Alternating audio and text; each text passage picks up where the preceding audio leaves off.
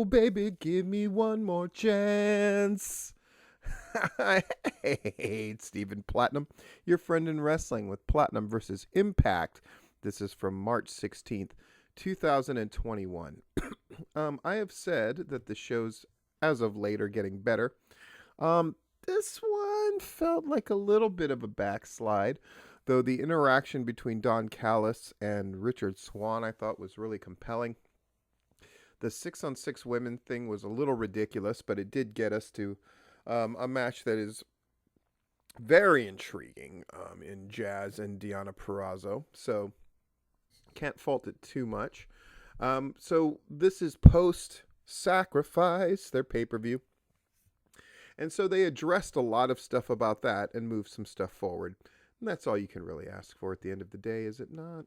So we open the show. And we got Finn Juice against XXXL. Finn Juice.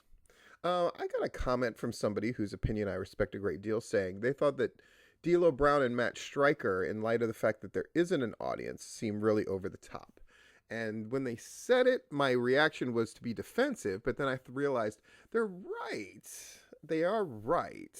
But at the same time, I mean, that's how they got to play it for the audience, right? So it's a tough call. I guess at the end of the day, the problem is they don't have fans and they need to fucking fix this.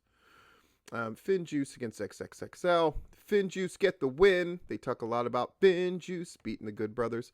Post-match, the Good Brothers come out. They make a bunch of excuses how they weren't really ready. None of this really came across as big time. That's a lot of the things I find with the Good Brothers. Even when they're in Impact, they don't seem like they're big time players. They just always seem like they're always wink, wink, nod, nod, and kind of goofing around a lot. The four guys do brawl, but Finn Juice escapes and laughs. Okay. Sami Callihan finds Trey Miguel's lack of passion infuriating. He was the guy in the Rascals that did not go to NXT, FYI, but that's going to be our main event tonight. After the commercial break, Good Brothers bust through Scott D'Amore's door. They're upset that they have to wait until April because Finn Juice made it clear they're going to Japan. D'Amore informs the former champions that they'll get their title match at Rebellion. Following that, Tommy Dreamer comes in with the same concerns. Rhino, who's accompanied by Violent by Design, is taking on Jake Something with James Storm and Chris Sabin. Rhino eventually gores him, gets the pin, gets the victory. All this seems very workmanlike. And of course, a fight breaks out by Violent by Design and Storm and Sabin at some point. Yeah. Oh, well. So Violent by Design comes in and brawls some more, and then they're all standing tall. So clean win for Rhino and a clean ass whipping for Violent by Design over their opponents. Backstage, Tenille Dashwood and Caleb think they have the perfect name for their team, Tenille and the Followers. Nobody likes that. The Knockouts champ wants them to focus on having a strategy instead of a name. And, of course, that kind of level-headedness will no doubt get her punished because this is Impact Wrestling. Raju against Shira. The match is very good, very impacty. That's what the match is like. Raju gets the win. Backstage, Willie Mack congratulates Rich Swann for his victory. Swann needs to go to the ring, though, as much as he wants to party with Mack. And then we're going to find out what he's going to have to say. Swann dances down to the ring and cuts a really good promo about how he's glad to. He's the one that made the history, and he wants to give Omega his biggest loss. But then Callis comes down there, tells a good tale, spins a good yarn. That's what Don Callis does very effectively as a manager. So that's a good bit of business there. Then we've got Tony Khan and Shivani commercial. Always funny. Shivani, of course, in the Green Bowler for St. Patrick's Day. And they talk a lot about this. They're really pushing this Dynamite as a big, huge, hairy deal.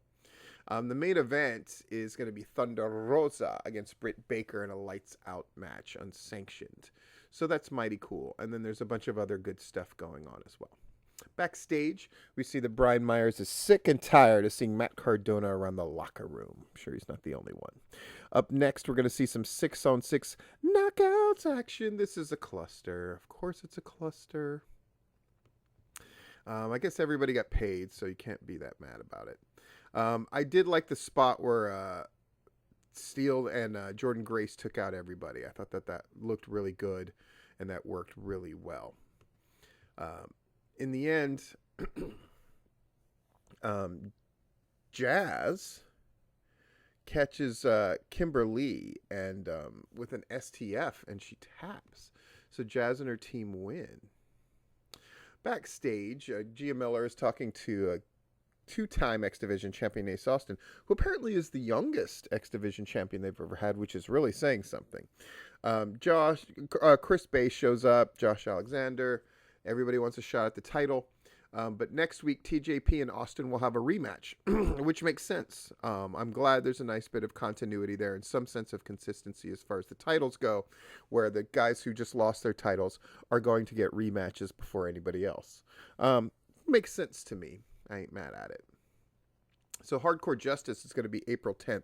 My God, they have a pay-per-view every month, and it seems like a little less than a month every time as well. Whew. Sami Callihan against Trey Miguel. It is what it is. Basically, it's a good, solid match.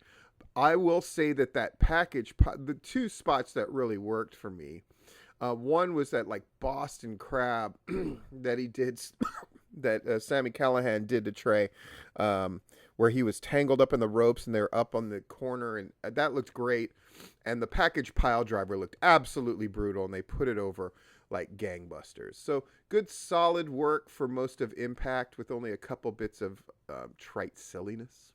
So I can't be mad, and I really like the segment with Don Callis and Richard Swann. It's a good deal.